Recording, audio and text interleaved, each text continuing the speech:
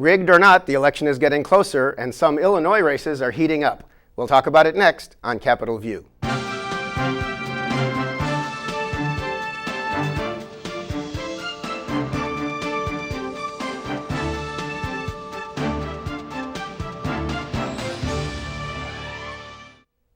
Welcome to Capitol View, the program where we talk about state issues, sometimes federal issues, and how they just might affect your life.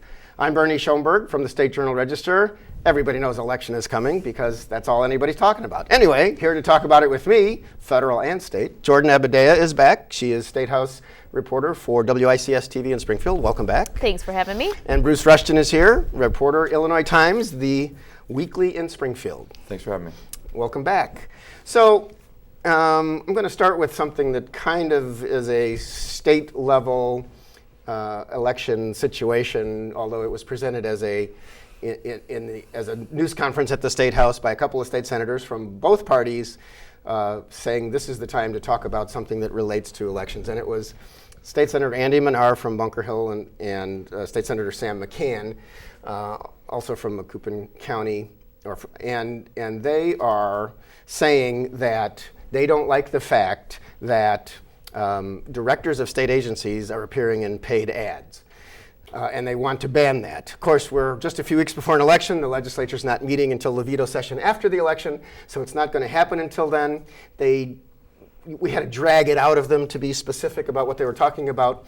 But Wayne Rosenthal, who is a former state representative from Morrisonville, named to head the Department of Natural Resources by Governor Rauner, has put out a letter and did a radio ad for Avery Bourne, who is a candidate, a state representative who was named to replace Morrison. She's a Republican, and she is taking on Mike Mathis, the former circuit clerk of Macoupin County, the Democrat. And one of the things that I had to get the letter later, but the letter from Wayne Rosenthal, who is in the governor's cabinet, says things like, "But now dangerous Chicago liberals are waging war on our way of life. Barack Obama, Hillary Clinton, and Mike Madigan are destroying coal, eliminating the Second Amendment, supporting abortion on demand, and hiking our taxes, et cetera, et cetera."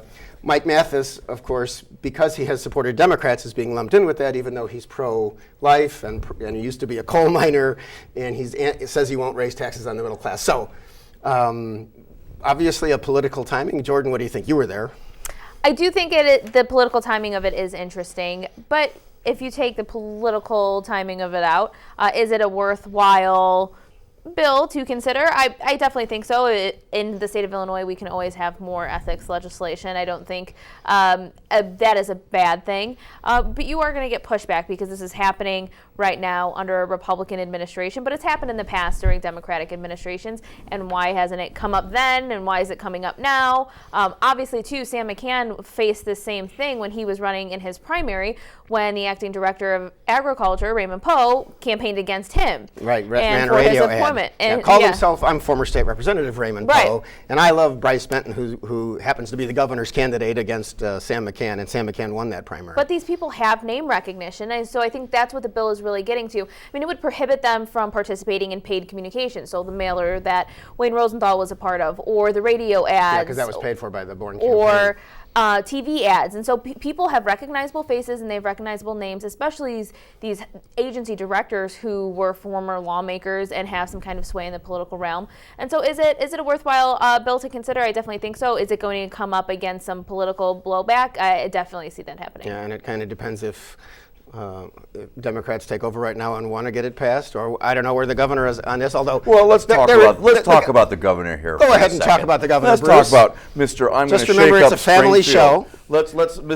I'm going to shake up Springfield. I'm going to do stuff differently than it's ever been done before. I'm a political outsider. I'm coming in, and I'm the new sheriff in town. That was what we heard a couple of years back during his campaign. So he appoints Rosenthal to the head of a state agency, Poe to the head of a state agency, because it's real difficult for them to hold on to their legislative districts or with a straight face tell their constituents that contain as many as state employees as their districts did, hey, I'm going to vote the governor's way.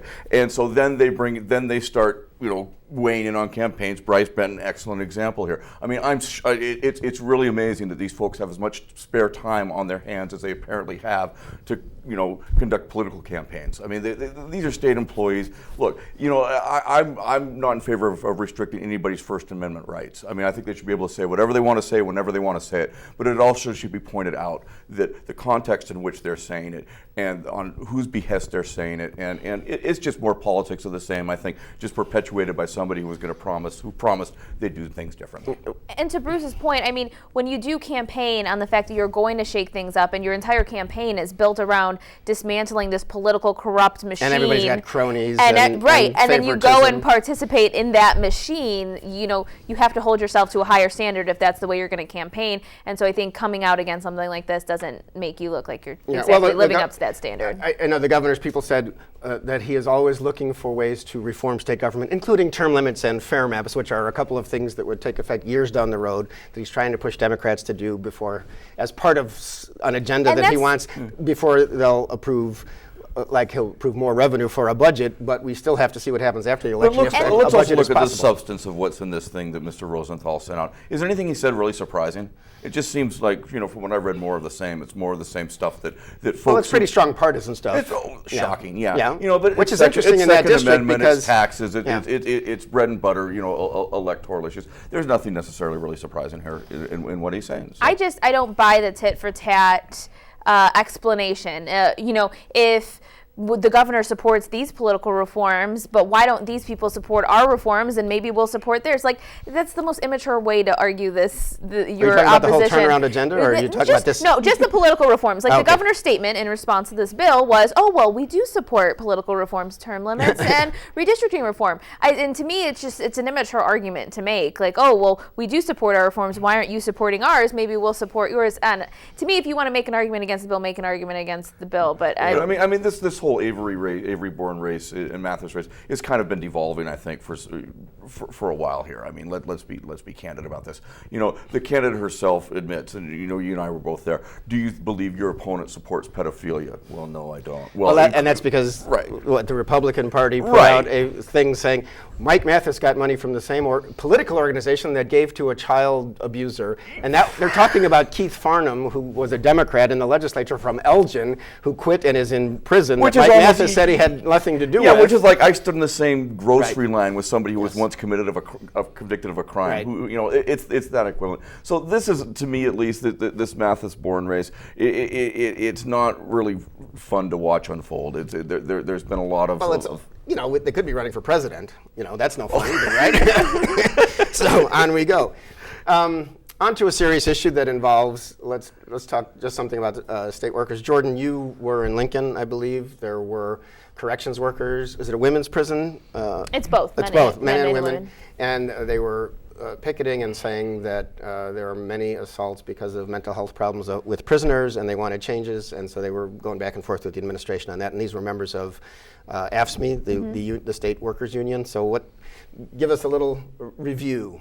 So basically what they're saying is that in the last couple of years, there have been a broad increase in the kinds of assaults they're seeing, and then assaults on actual prison guards. And so they're saying they no longer feel like it's a safe environment to work in, and they feel like when the Rauner administration took over the Department of Corrections, there were a lot of changes made within the administration and the higher ups, and they don't feel like their punishments are being enforced as much, and so they feel like the prisoners are maybe getting a little bit too much power or not listening to them enough, and now they say, we're being attacked and nothing is being done to fix it.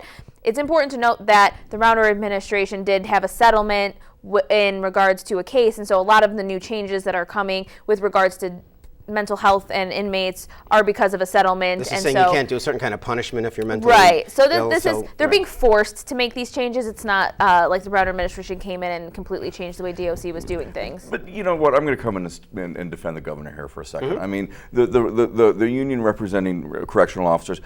We've been hearing about how terrible it is for years and years and years, back to at least the Blagojevich days, if not further than that. And so you got to put this in context. This is a union that has a history of saying the sky is falling falling, everything's terrible. And look, I agree. I would never work in a prison. It's a terrible. Well, I also remember when 3 guards were killed at Pontiac Prison. Well, that's fair enough. No, I'm not. It's not a simple job. No, it's not a great job. It's not a great job. It's an absolute vital job, and we need to respect the folks that do that job, and we need to honor that. And I'm not at all denigrating at all what they do or the folks that do it. That said, the governor can point to a record where he's increased hiring at the Department of Corrections, and what he's also trying to do at the same time, he's trying to transform the way that we punish folks in the state of Illinois in terms of less reliance on penal institutions, more reliance on other sorts of things. And when you really get into the weeds here in this particular situation at Logan, the one thing that was complained about was a correctional officer said, I was apparently was assaulted by an inmate and it could have been prevented. And Department of Corrections came back with a very detailed response to that.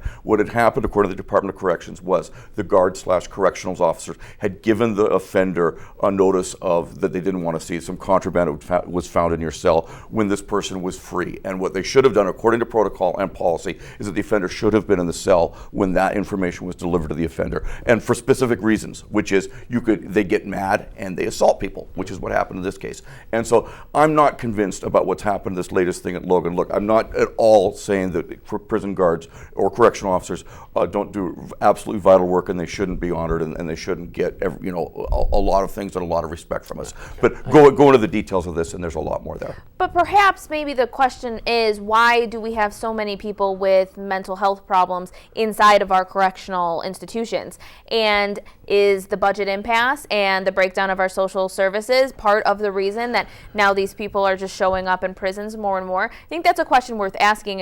I don't know if there's an easy way to really investigate and answer. I think that's true. The prisons are a dumping ground. I mean, and not just in Illinois, but nationwide. And Ronner and folks on the other side of the aisle have acknowledged this. And so what do you do about it? And there has been actually a fairly significant settlement of a lawsuit brought, I believe a class action lawsuit on behalf of mentally ill inmates about the state of Illinois. The correction system is doing things to try to address that. They're actually spending real money. There are other lawsuits out there about medical care that remain pending, about some awful things that happen in the state prison system in terms of medical care. Look, the Illinois Department of Corrections, it's time to stop pointing fingers and time to fix it. It's got some real issues. It is interesting. The entire corrections thing is one area, and we said this on the show before, where the governor and Republicans and Democrats are all kind of agreeing on things, because he came in and said, I want to reduce prison population by 25% by 2025, if I've got that right.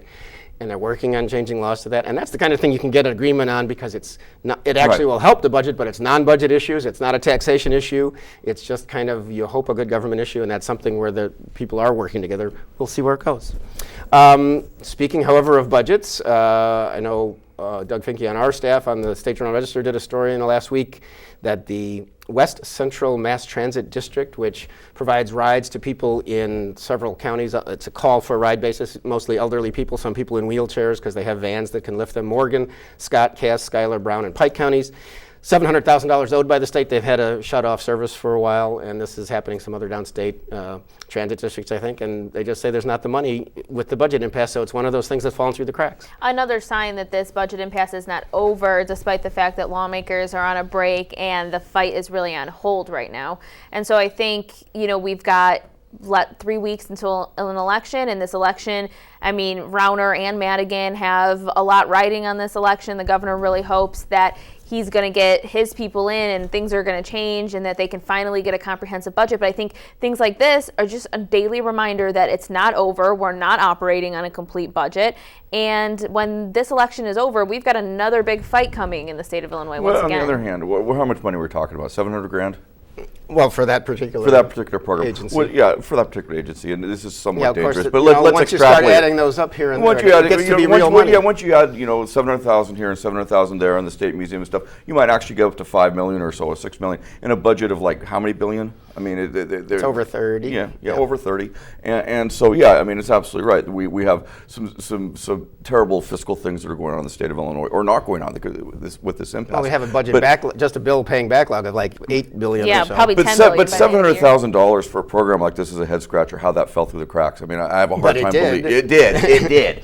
But I have a hard time just saying this instantly. Oh, this is because of some mean-spirited governor or mean-spirited lawmakers. A lot of things are happening because there's no budget, and people keep saying that, and then there's a patch, and nobody's really satisfied. And people kind of don't declare victory when they pass the stopgap budget, which is supposed to last through the election. Because you're like and then that they fix Aflac duck in the rowboat, kind of go like this, trying to take care of leaks as they show up. That is. Speaking of things falling apart, were we speaking of things falling apart? The Coliseum at the State Fairgrounds, where they have horse shows. Not anymore. They closed the building in the middle of a horse show in the last week and had to move the horse show to another building that has very limited, if any, seating for spectators because there was a beam coming loose in the ceiling. They've got to do an engineering study. And this isn't even the building the governor stood in front of, which was an old barn a while ago, saying that local people with his help had formed a foundation to raise money to fix the fairgrounds. So it's just another ongoing example, Jordan, of there's a lot of maintenance needs out there that aren't getting taken care of also. Yeah, I mean, the state fairgrounds need a lot of things to be fixed. The mansion needs a lot of things to be fixed. The state of Illinois needs a lot of things to be fixed, I guess, in general. But again, I mean, these things cost money. And if we don't have $700,000 to get some senior citizens to their doctor's appointment, how do you say, well, we've got a couple million to go fix the state fairgrounds? And this has been, I mean, the state hasn't had money for years. It's not like this is new with Governor Rauner. I mean, the fairgrounds have been ignored because money needs to go elsewhere. And so it's not surprising. I mean, he said this was going to happen, but raising money in his foundation is going to take time, and then making repairs is going to take time. So I think it'll be years before we actually see the outcome of that. But I mean, like the foundation, which is let's make sure we're talking apples to apples. That's a private group that would raise money to help affect capital repairs and other things for the state fairgrounds. Like they're doing for the executive mansion, which the governor has moved out of for a while so they can get the fix done. Well, this is an idea that's been kicked around for how many years? I mean, this didn't Several? get several years. Raymond Poe wanted to do it a few years ago. It's been around there. It never got done, and finally it got done this year. And it was this impasse, that was okay. Well, can we do this with non-union folks? I.e., do we have to go through the state procurement procedures or not? That's what this whole fight was over. And so while this political fight was brewing, was going on for 3, 4, 5 years, however long it was, the state fairgrounds, the Coliseum, continued to deteriorate. And so, should we be surprised that something like that happens in the state of Illinois? Not. There's a lot to take care of. There is a lot to take care of. It's interesting. The state of New York just put $50 million into their fairgrounds, and they were talking about, and I don't know where this has gone because the governor made a big deal about it. Cuomo in New York, when he announced this, the state of New York is spending $50 million to spruce up the fairgrounds, and we're then going to turn it over to private management. The private management idea seems to have gone kind of by the wayside. But the fairgrounds here in Illinois need absolute serious attention, and it's not like this closing was something that happened while we had the Titanic going at full speed in the middle of the night, and the iceberg just boom. This was the Titanic going about 4 miles an hour in the middle of the day, and it is. People have seen it coming. Yeah, we hit it anyway. Okay, well, as long as we're here talking politics, everybody's talking about the debates are over in the presidential race. Mr. Trump, Secretary Clinton, Mr. Trump kind of saying during the last debate that he's not sure if he's going to go along with whatever or accept what the voters say because the system might be rigged. So is the system rigged in Illinois, or how are we doing on that these days? Because he always talks about Illinois and dead people voting, partly because of past history, but election officials in Illinois and elsewhere, certainly around Sangamon County, I haven't heard serious concern about voter fraud, election fraud. Although some people want IDs, but some people say if you require people who haven't driven for years and are elderly to get IDs, that it will keep them from the polls. Jordan, what do you? It's so weird. The idea of voter fraud to me is very interesting. We're not seeing this just in Illinois. We're seeing this across the country. And we've seen it for years and years now with the implementation of those voter ID laws and things to keep fraud away. In other states. Right, but the fraud has never been proven. And so it's or very... at least significant in big numbers. In enough numbers to make a difference, their fraud has really never been proven. And so there's this, and then it tends to foster itself on the right in their media world. So I think really the onus is on us and the county clerks in every county and everyone to kind of come together, take the veil off but how elections work, and show people that there is no voter fraud happening in your local community, because our entire democracy depends on the people's faith in our system. And so if you're questioning the entire election process, where does that end? I have no idea. Well, I I'm mean, so look, done with the presidential race. there's more live people than dead people with voter cards, and so I'm pretty sure the live people are going to hold sway here. I mean, look, this thing about voter fraud, if there was going to be voter fraud that was provable anywhere, you'd look to states like Oregon and Washington, which I think are the only two states which allow vote by mail. I mean, talk about a recipe for voter fraud. You don't even have to show up. Not only do you have to have ID, you don't even have to present yourself. And so if there was anywhere that was going to be voter fraud, those would be the petri dishes to bear it out. And it's just never happened. Yeah, and well, so, I mean, and now, but let's give, the due. It was the Dirk and Dunk, the legislative race up in Chicago on the primary. Ken Duncan? Yes, thank you. Where, there was some, this doesn't look real good. But in terms of throwing and sad to say, I mean, if you're Republican Illinois, it's kind of hard to well, in Illinois, I mean, unless all the polls are wrong or the trend since 1992, Illinois seems to be a blue state, probably going Democratic in the presidential. We'll see what that means down ballot. I will say that it has now hit the mainstream media after a few days because people are checking it out and following up. There's a guy named Bob Creamer who was working with an organization working with the Democrats nationally and trying to promote the Clinton campaign. And this undercover group called Project Veritas sent like 8 people undercover, and they were infiltrated this organization and I guess subcontractors of the organization for a year, trying to find out that the Democrats were talking about, at least by the videos being released, sending people to Trump rallies and maybe inciting violence, or sending people out to what could be considered voter fraud in some places, although the editing that James O'Keefe did, he did the tapes that talked about Planned Parenthood in the past, and he ended up, I think, being determined to have committed some crime by surreptitiously going into a federal building or taping or something. Anyway, one of the people who has removed himself from the Democrats' active campaign is Bob Creamer, who used to be in Springfield when he was the head of something called Illinois Public Action. Some years ago, it was one of these progressive lobbying groups for home heating assistance or whatever, homeless help, things like that. He is the husband of United States Representative Congresswoman Jan Schakowsky of Evanston. And so it's just made some news. And I think it would have made more news, except Donald Trump keeps being Donald Trump, like when he goes to the debate and says, I don't really necessarily believe that the outcome of the election will be real. And so it's out there, but the Democratic National Committee said we wouldn't do anything like that, or if anybody was even talking about it, they were talking hypothetical. And well, look, it was a third-rate burglary too, wasn't it? The thing about this is the core of what they're alleging here is that the Clinton campaign did something Nixon-esque, which is they hired folks to go out and do dirty tricks by inciting folks at Trump rallies, as if apparently folks at Trump rallies need to be incited. But perhaps they did need to be incited. And I haven't seen yet a solid, this never, a slam dunk thing. But it's disturbing. And it should be disturbing. Certainly, it raises some questions. It raises some serious questions. And Bob Creamer, by the way, there was a check kiting thing when he had these social service agencies are trying to keep them afloat. And he ended up doing 5 months in prison many years ago.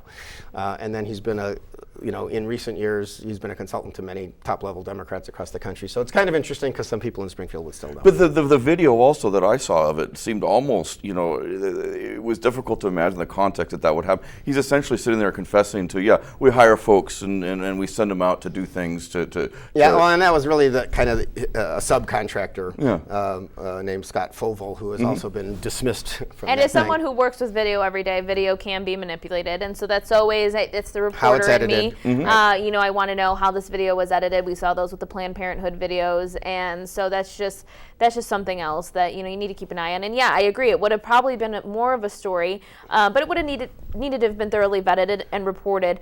But it's hard to do that when you have Donald Trump, undermining our democracy. I'd be less interested in if Trump had jumped on it, but Trump hasn't jumped on it. I mean, Trump has been going on, this other weird stuff, and here's this kind of over here. The rigged election thing, which seems, even a lot of people in his party are there. There was Darren LaHood is a congressman from the 18th Congressional District, Republican, represents part of Springfield. Junius Rodriguez of Eureka, professor. They were both at the SJR in a debate this last week, and they said the election isn't rigged as part of their answer. So I think I haven't heard anybody in Illinois, and Illinois hasn't been giant Trump territory, even though Trump won the Republican primary in Illinois, but I just haven't seen a lot of backup to this idea. What does that here. mean for you when you're on the ballot, when the top of your ticket is saying the election was rigged, but you end up winning? So I don't know how that plays when you have that person who's supposed to represent your party doing that kind of thing. No, and at the recent legislative debate that you and I were both at, I mean, Avery Bourne caused some when she said she would vote for Trump, and in any normal year you would absolutely, that would even be a question, and so it is going to be an interesting question. Yeah. What is well, the Trump? Mike Mathis was not very enthusiastic, saying he was voting for Hillary Clinton because I think Trump is very kind of popular in Southern Illinois and Central and Southern. So what do you do with this guy? And the thing is that what you do with him today might be completely out the window tomorrow, depending on what he does. So he's a. The Paul Simon Public Policy Institute down in Carbondale has. Did some polling some weeks ago, and they've been rolling out some interesting results. And one of the results was they asked people about labor unions, and they found that 57% of people are basically favorable toward the idea of labor unions. But when you ask a specific question like, would you like right to work, or the ability not to join a union, or not pay dues if you don't want to join at a closed shop, there were like 48% said they liked that versus 28% who didn't. So I suppose if you're the governor who has wanted to weaken union strength, particularly in the public sector, this would be good news. And you could also look at the other side as good news. If you're a union person, people understand that organization may be good for middle-class people. So what do you think? Yeah, I think it's interesting. Right to work, depending on how it's phrased, I think can come off as a very supportive topic, or if it's phrased a different way, I think people will vote against it. And so the poll to me is odd that it doesn't match. If the numbers had matched a little bit more, then I would kind of trust it. But you can't say you support unions and right to work. So that kind of signals to me that maybe people didn't really understand what right to work was. And I think that's an excellent point. I mean, the thing is that show me the labor union that's been effective that had an open shop. I mean, there isn't really. Wisconsin is not working. Okay. So Governor Rauner this last week announced he was creating the Illinois Competitiveness Council, if I said all that right, to cut red tape. It sounds like it's been done before, but it also sounds like it's always a good idea. What do we think? Yeah, I mean, I guess, how do you really argue against cutting red tape? That just is like, okay, let's try it again. It's been done before. I'm sure it'll be done again. It just is a feel-good story, I think. I'm glad he could just, say something like that without having everybody just jump on him because they're busy doing other things this time of year. Well, we'll send you up north where he did this the next time, Bruce. Anyway, for Jordan Abudayyeh, Bruce Rushton, thanks for joining me. Thank you. I'm Bernie Schoenburg, and thank you for watching. We'll see you next time on Capitol View.